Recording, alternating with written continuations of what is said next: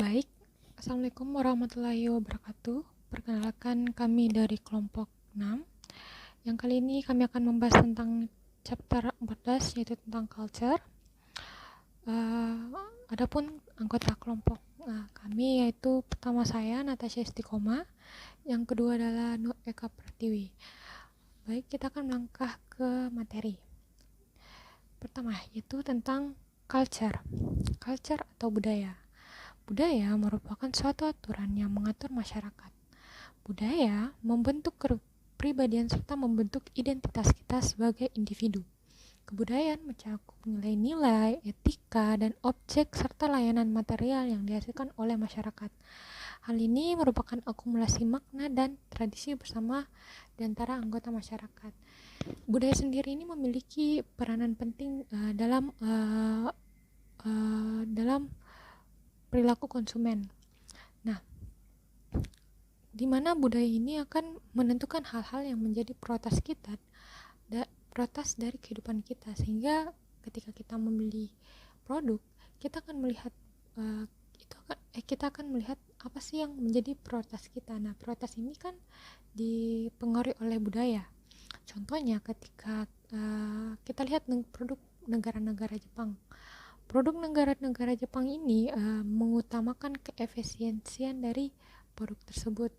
Nah, hal ini terkait dengan budaya orang Jepang, di mana mereka lebih memprioritaskan sesuatu yang efisien, sesuatu yang dapat membantu mereka menyelesaikan suatu permasalahan dengan cepat.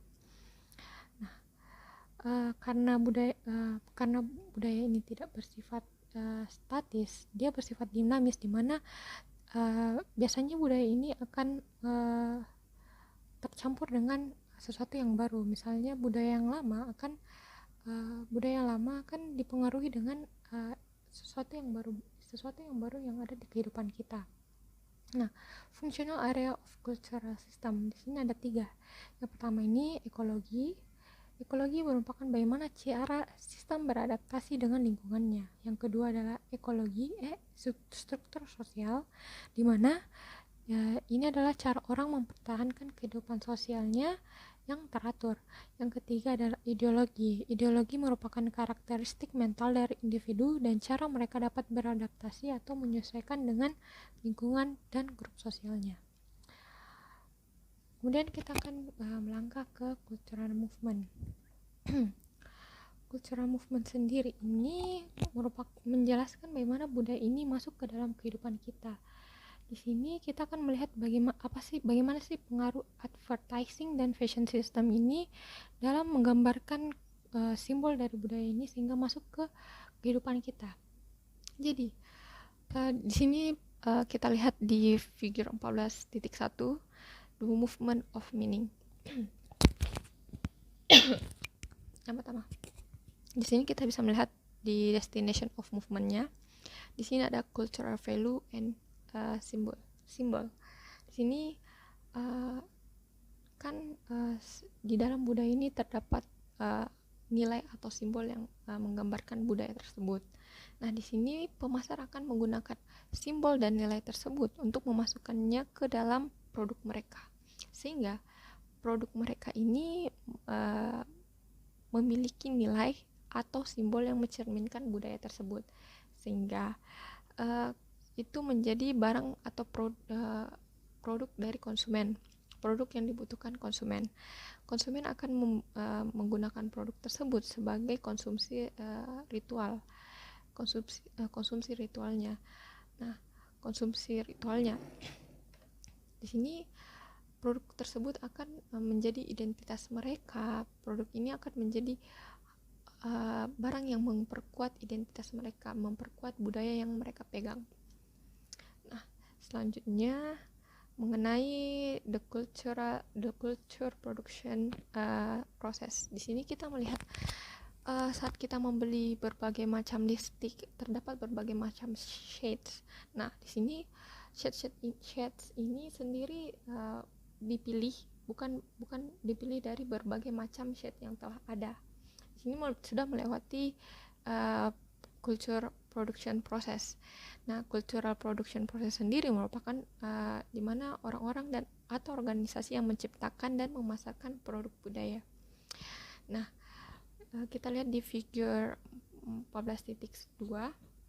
Di sini di atasnya terdapat sistem pool. Sistem pool ini sendiri merupakan ide dan simbol dari budaya yang mempengaruhi proses kreatif.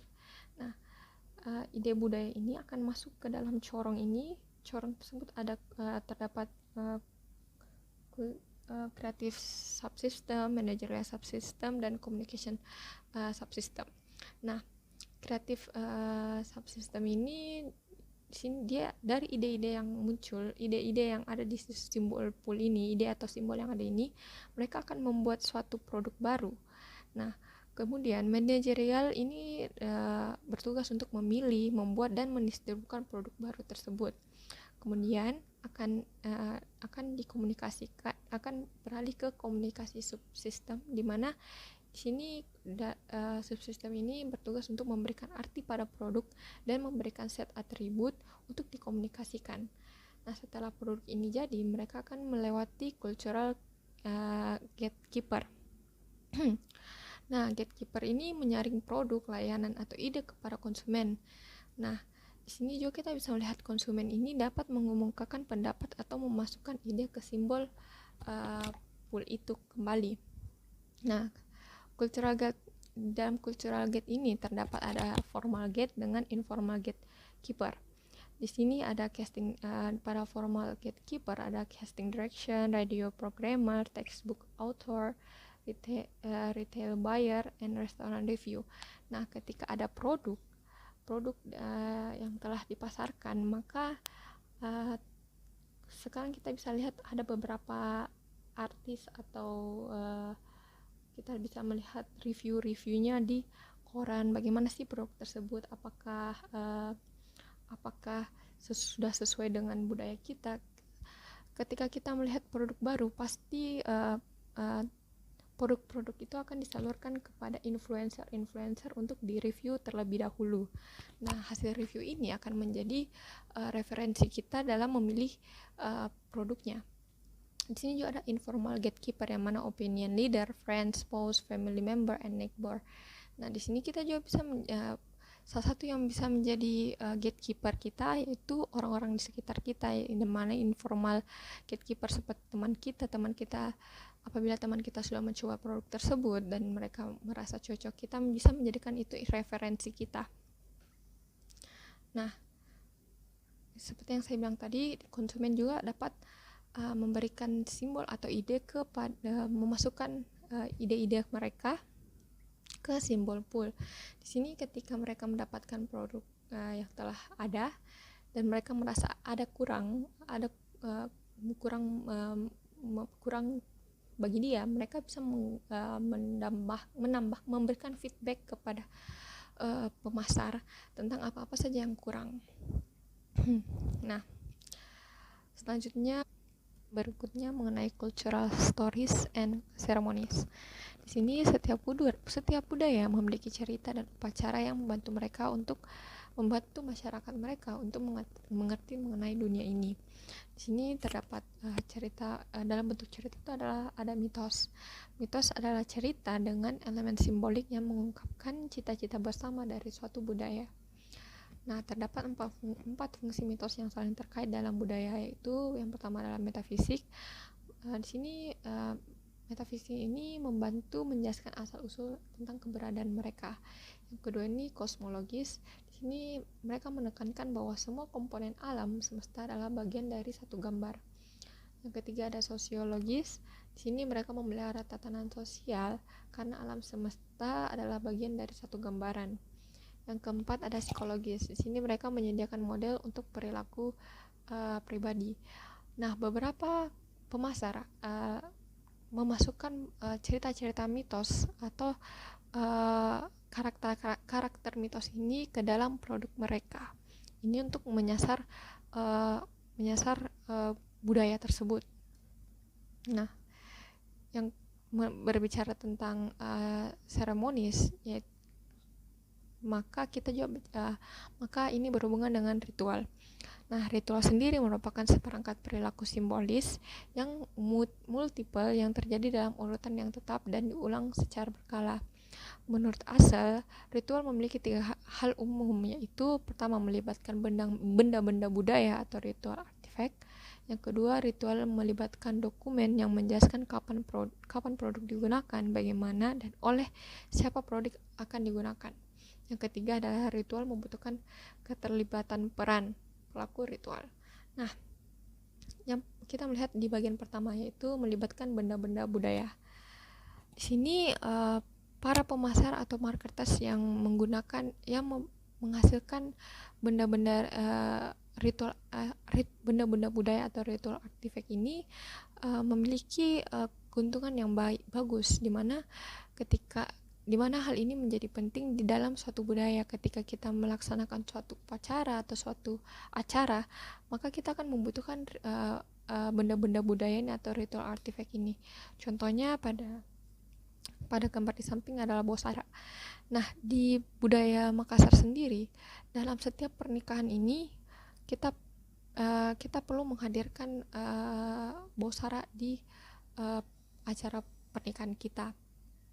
Nah, sehingga banyak marketers atau pemasar yang menyediakan jasa untuk meminjamkan bosara ini. Nah, ini bisnis seperti ini akan terus-menerus berjalan karena ini merupakan suatu budaya yang tidak akan lepas dari masyarakat. Nah, ritual sendiri dalam kehidupan sehari-hari ini ada 4, ada grooming rituals, holiday rituals, rites of passage, and giving ritual. Grooming ritual ini sendiri merupakan proses di mana kita berpindah dari kehidupan pribadi ke kehidupan publik. Contohnya, misalnya ketika kita berada di rumah,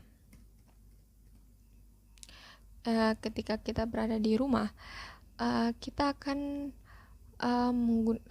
sebelum kita keluar atau pergi ke tempat lain atau pergi jalan-jalan, kita akan melakukan serangkaian ritual. Kalau saya menyebutnya ritual seperti makeup, mandi dan sebagainya. Inilah yang disebut dengan grooming rituals, di mana kita akan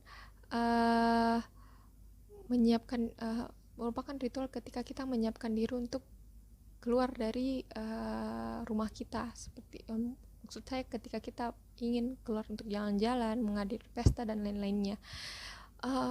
Grooming rituals ini dapat menjadi salah satu maksud saya grooming rituals ini. Dalam grooming rituals ini terdapat beberapa produk yang digunakan, misalnya alat makeup, kebutuhan mandi, aksesoris. Nah, ini menjadi hal-hal yang perlu diperhatikan pemasar. Nah, yang kedua adalah holiday rituals. Nih, holiday rituals ini terdapat berbagai macam, seperti Christmas, holiday, Halloween, Valentine's Day. Nah, di sini kita melihat kalau setiap holiday ritual ini terdapat banyak benda-benda atau produk-produk yang digunakan. Misalnya ketika kita ketika hari Natal, orang akan masyarakat yang merayakannya akan berbondong-bondong untuk membeli pohon Natal, baju yang bertemakan Natal,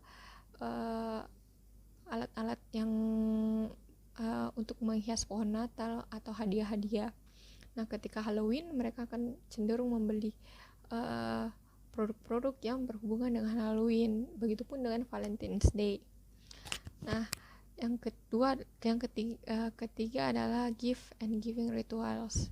Nah, di sini gift and giving rituals ini merupakan ritual ketika kita memberi dan kita menerima hadiah. Di sini bisa seperti ritual memberikan penghargaan kepada orang lain, ketika kita memberikan hadiah kepada orang lain. Nah, ini merupakan ritual yang ritual yang paling sering terjadi, karena biasanya kita memberikan orang lain tidak tergantung oleh acaranya. Bisa saja di luar acara, maksudnya kita memberikan orang lain hadiah bukan hanya karena dia ulang tahun atau mencapai suatu kesuksesan, tapi kita bisa memberikan karena kita hanya ingin memberikan. Nah, ini bisa menjadi salah satu produk yang sering digunakan. Misalnya banyak produk-produk yang dijadikan sebagai hadiah, atau di mana pemasar marketers bisa membuat produk yang bisa membuat produk tersebut bisa menjadi tujuan untuk memberikan kepada orang lain. Contohnya di body shop ya. Saya pernah lihat di body shop itu setiap hari itu setiap saat itu ada produk yang memang kayak satu set. Nah, dan sudah ada pembungkusnya, dan orang-orang bisa merequest untuk diberikan kartu nama. Nah, ini adalah bentuk dari produk untuk dijadikan hadiah atau giving untuk digunakan di giving rituals.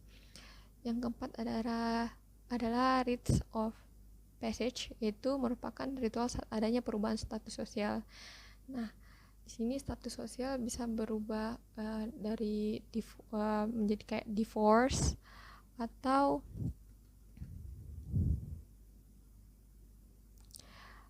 kayak pure puberty, atau bahkan kematian. Nah, terdapat beberapa tahap dari perubahan status ini. Yang pertama itu adalah separation, yaitu terjadi ketika individu terlepas dari kelompok aslinya. Yang kedua adalah liminati, terjadi ketika individu berada di antara dua status. Yang ketiga adalah aggregation, terjadi ketika seseorang masuk kembali ke dalam masyarakat setelah ritual selesai. Nah, selanjutnya kita membahas tentang sacred and profane consumption. Nah, sacred consumption adalah merupakan sacred consumption ini terjadi ketika kita memisahkan objek dan peristiwa dari aktivitas normal dan memperlakukannya dengan hormat atau kagum. Sedangkan profane consumption menggambarkan objek dan peristiwa yang biasa untuk sehari-hari, mereka tidak terbagi keistimewaan yang suci. Nah, terdapat beberapa domain sacred consumption. Yang pertama ini sacred place, yang kedua adalah sacred people, yang ketiga adalah sacred event. Nah, yang pertama ini sacred place. Terdapat beberapa tempat yang kita anggap sebagai tempat yang sakral, seperti Candi Borobudur, Taj Mahal, atau bahkan Ka'bah. Nah, di sini ketika kita sebagai konsumen yang melihat sebagai tempat ini sebagai sakral, kita akan menghabiskan uang kita untuk memasuki ke dalam masuk ke dalam tempat tersebut. Seberapa mahal pun harganya, kita akan membayarnya. Sama ketika saya berada di Candi Borobudur. Kalau kita lihat Candi Borobudur, nah harga masuknya itu bisa 20.000 per orang. Dulu saya mendapatkan 20.000 per orang. Nah, beda halnya dengan turis. Nah, walaupun beda harga, turis ini akan rela membayar tersebut untuk melihat ke dalam melihat Candi Borobudur ini. Yang kedua adalah sacred people. Sacred people adalah orang yang kita anggap sebagai orang yang kita istimewakan. Contohnya seperti Putri Diana, almarhum Putri Diana, di mana Putri Diana ini merupakan salah satu putri yang kita banyak diistimewakan oleh orang-orang Inggris. Nah, untuk para pemasar ini, gaun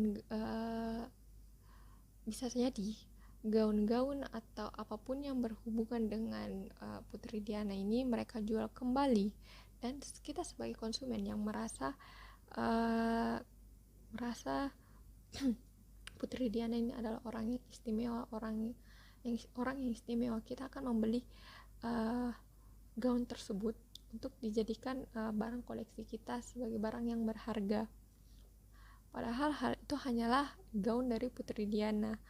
Beda apabila ada gaun yang sama, kita tidak akan membelinya, tapi ketika dilabeli bahwa gaun tersebut pernah dipakai oleh Putri Diana, maka kita akan membelinya berapapun harganya.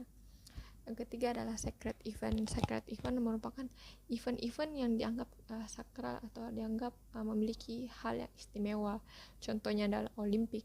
Nah, kayak Olimpiade Tokyo baru-baru ini merupakan hal event yang istimewa, di mana ini hanya dilaksanakan beberapa tahun sekali. Nah, di sini para pemasar dapat memanfaatkan sacred event ini untuk menjual produk yang berhubungan dengan event-event tersebut. Berhubungan dengan event tersebut dapat berupa gantungan kunci, botol yang memiliki lambang seperti event tersebut. Maka orang-orang yang menganggap event tersebut adalah hal yang istimewa, mereka akan membeli produk-produk yang berhubungan dengan yang memiliki simbol seperti event tersebut. Nah, yang selanjutnya mengenai sacralization dan desacralization. Sacralization adalah terjadi ketika suatu objek atau kegiatan sehari-hari menjadi terpisah dari hal biasa dan memiliki arti sakral. Nah, contohnya, kalau saya bisa memberikan contoh itu seperti sepatu yang digunakan oleh Ronaldo. Nah, sepatu itu awalnya merupakan hal yang biasa untuk Ronaldo, untuk bagi kita semua. Tapi ketika itu dijual kepada orang akan membelinya dan menganggap hal itu sebagai sakral. Bagi orang-orang yang menganggap Ronaldo itu adalah orang yang istimewa, maka mereka akan membeli sepatu tersebut dan menjadikan sepatu tersebut hal yang istimewa. Bahkan pernah saya dengar museum di mana mereka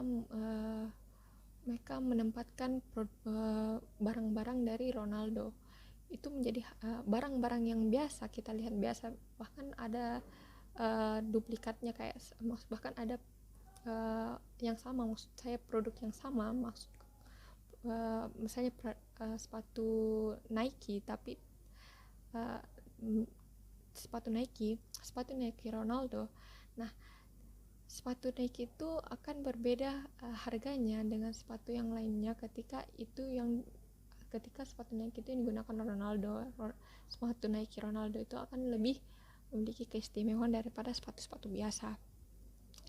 Yang kedua adalah desacralization. Ini merupakan bentuk terbaliknya, di mana terjadi ketika suatu kegiatan atau benda yang awalnya sakral menjadi sesuatu yang dapat ditemukan sehari-hari.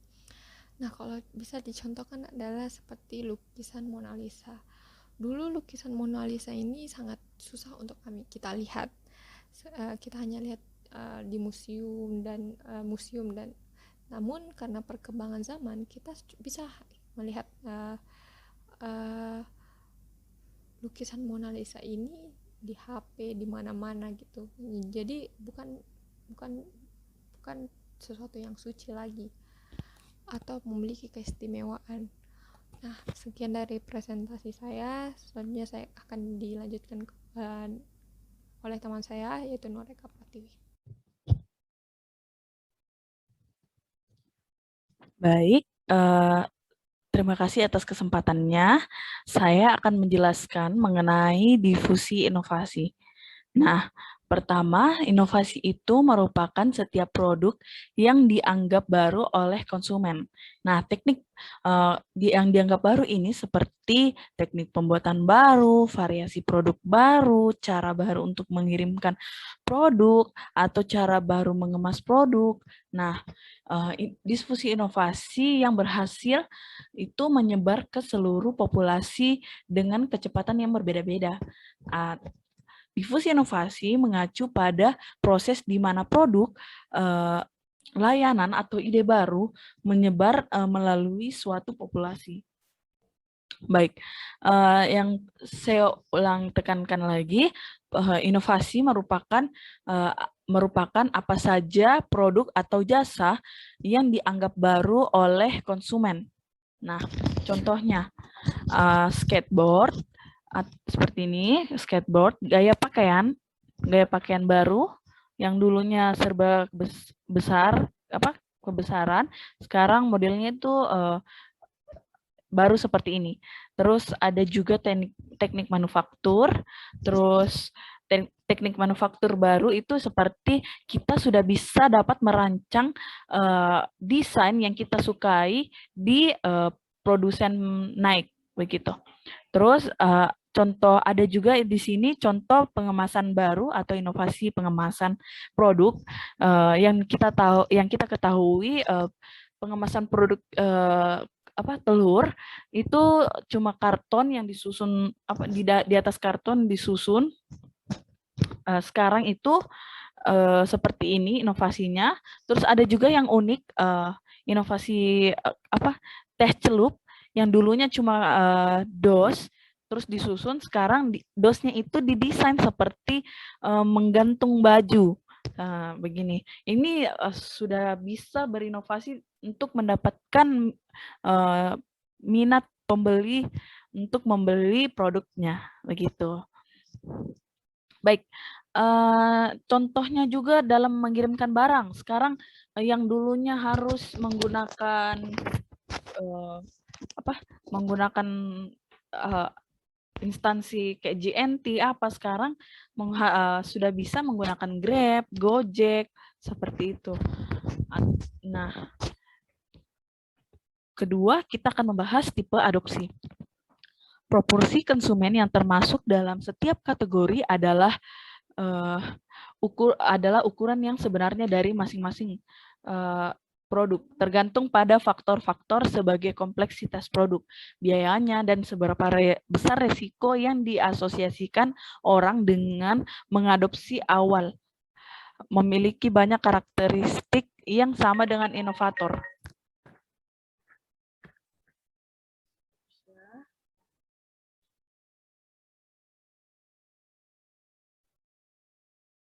Dalam beberapa kasus, orang sengaja menunggu untuk mengadopsi suatu inovasi karena mereka berasumsi bahwa perusahaan akan meningkatkan teknologinya atau bahwa harganya akan turun setelah berada di pasar beberapa saat. Contohnya, konsumen menunda pembeliannya membeli handphone merek iPhone untuk melihat yang akan dibuat Apple di tipe produk selanjutnya seperti tipe iPhone 5, iPhone 6.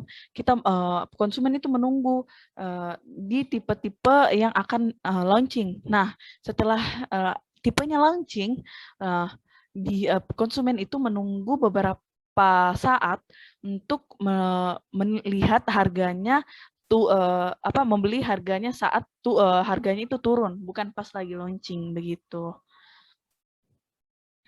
Baik, selanjutnya tuntutan perilaku inovasi. Nah, tuntutan perilaku inovasi ini ada tuntutan inovasi berkelanjutan evolusioner. Nah, tuntutan perilaku inovasi ini ada 3. Pertama ada inovasi berkelanjutan, inovasi yang terputus-putus. Nah, inovasi yang berkelanjutan itu memodifikasi dari produk yang sudah ada. Jadi kita sudah menggunakan membuat satu produk. Nah, produk itu kita inovasi memberikan kayak penggunaannya itu bertambah atau desainnya bertambah atau berubah yang lebih baik begitu. Terus ada inovasi yang berkesinambungan. Nah, inovasi yang berkesinambungan ini inovasi produk dalam mengubah kebiasaan penggunaan untuk menggunakannya. Nah, jadi produsen-produsen itu mengubah produknya untuk agar bisa lebih mudah digunakan. Terus ketiga ada inovasi yang terputus-putus.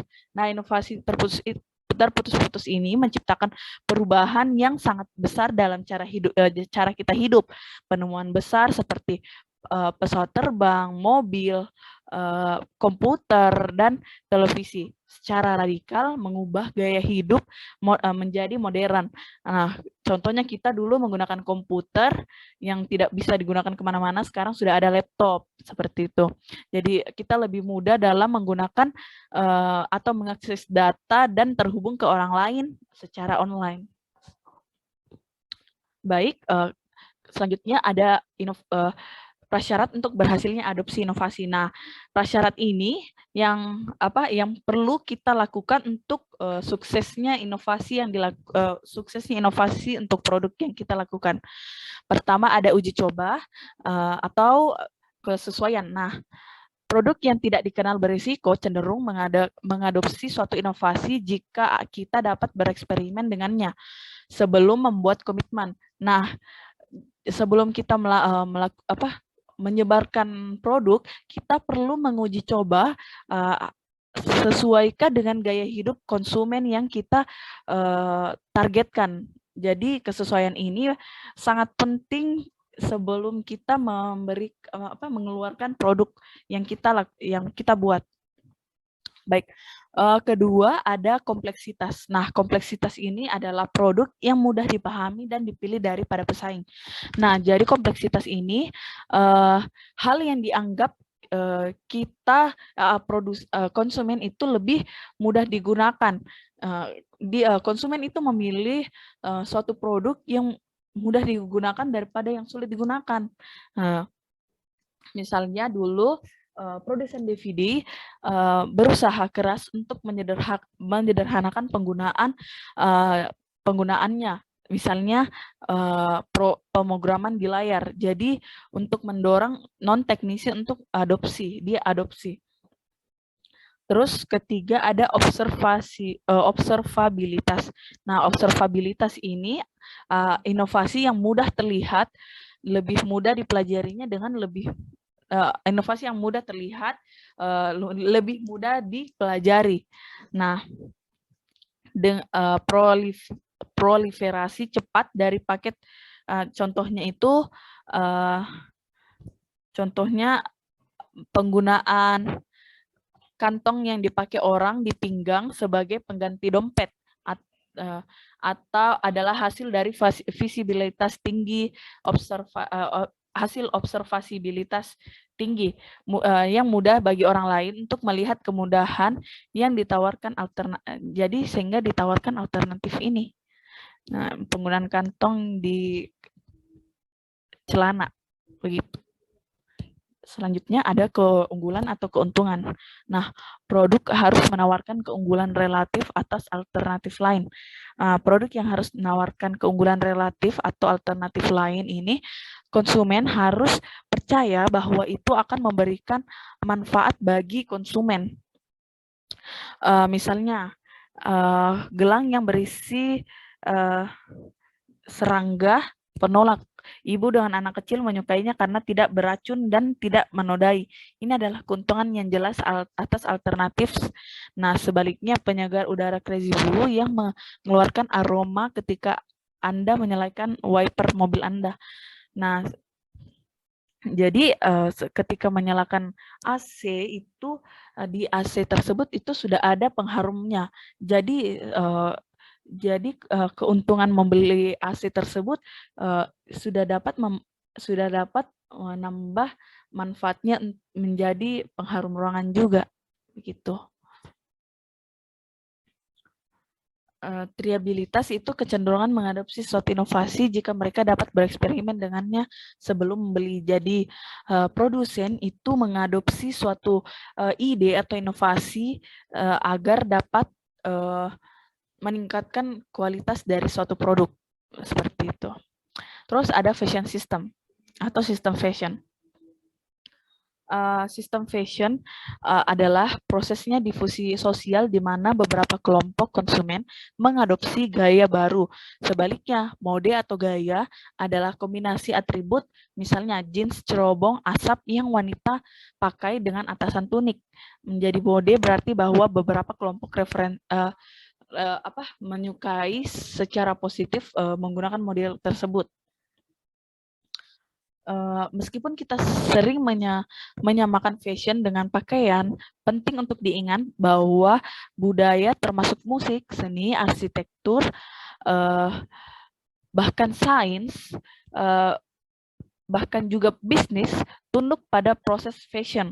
Mereka berevolusi dan berubah tergantung pada yang mana sedang populer, seperti manajemen kualitas total atau penyediaan tepat waktu atau mengelola dengan berjalan-jalan. Selanjutnya ada fashion adalah kode, fashion bergantung pada konteks. Nah, meskipun kita mungkin menganggap mode sebagai pakaian, itu benar-benar mencakup semua jenis fenomena budaya, termasuk musik, seni, arsitektur, dan sains. Kita dapat menganggap mode sebagai kode atau bahasa yang membantu kita menguraikan makna. Namun, tidak seperti bahasa, mode bergantung pada konteks. Konsumen yang berbeda dapat menafsirkan gaya yang sama secara berbeda. Nah, produk fashion juga di undercode. Itu berarti bahwa tidak ada satu makna yang tepat, melainkan makna yang berpotensi berbeda untuk setiap orang yang persepsikan fashion. Selanjutnya ada perspektif ilmu perilaku dan model fashion. Fashion adalah proses kompleks yang beroperasi pada banyak tingkatan. Pada satu ekstrim, ini adalah fenomena sosial yang mempengaruhi banyak diri kita secara bersamaan, memberikan pribadi efek pada perilaku individu dan fashion ini memotivasi kita sebagai tujuan untuk apa yang kita beli. Jadi fashion ini menentukan motivasi untuk membeli. Jadi ada konsumen yang menyukai fashion ini ya, perlu membeli model baju ini atau perlu membeli celana model yang sesuai dengan fashion yang kita sukai, seperti itu. Terus dalam faktor perspektif ilmu perilaku di model fashion terbagi ada pendekatan-pendekatan ada 4, yaitu faktor psikologis. Faktor psikologis dapat membantu kita menjelaskan apa yang memotivasi kita untuk menjadi modis. Nah, terus ada faktor ekonom. Nah, faktor ekonom ini mendekati mode dalam hal penawaran dan permintaan pembelian. Terus ada ketiga, ada perspektif sosiologis, berfokus pada adopsi subkultur dari suatu mode yang teori trickle down menyatakan bahwa ada dua kekuatan yang saling bertentangan mendorong perubahan mode. Pertama, kelompok-kelompok bawahan mengadopsi simbol-simbol status kelompok-kelompok di atas mereka ketika berusaha menaiki tangga mobilitas sosial. Terus ada gaya dominan berasal dari kelas atau dan mengalir dari ke bawah ke kelas bawah. Terus ada teori medis. Teori medis ini menjelaskan bagaimana sesuatu menjadi populer secara tiba-tiba. Nah, ini perspektif medis ini adalah ide atau produk yang memasuki yang memasuki kesadaran diri orang dari waktu ke waktu, menyebar di antara konsumen dalam berkembang geometris seperti virus mulai dari kecil terus menginfeksi semakin banyak orang menjadi epidemis. Jadi dari satu orang seperti kayak model baju Syahri ini, dari Syahri ini dulu sehingga banyak orang mengikuti model yang digunakan oleh artis Syahrini tersebut, sehingga ini dipersepsikan seperti virus yang mulai dari satu orang yang terus menginfeksi semakin banyak, seperti itu.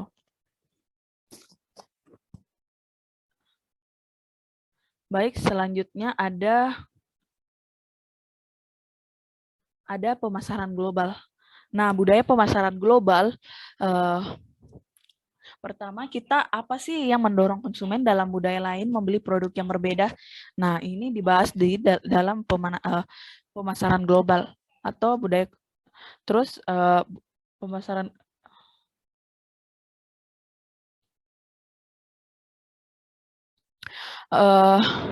pertama ada warga global. warga global ini segmennya itu paling terbesar 55%, menggunakan kesuksesan global sebuah perusahaan sebagai kualitas dan inovasi. Pada saat yang sama, mereka prihatin tentang apakah perusahaan berperilaku bertanggung jawab pada isu-isu seperti kesehatan konsumen, lingkungan, dan hak-hak kerja. Terus ada segmentasi terbesar kedua, yaitu segmentasi pasar yang kedua, yaitu ada pemimpin global.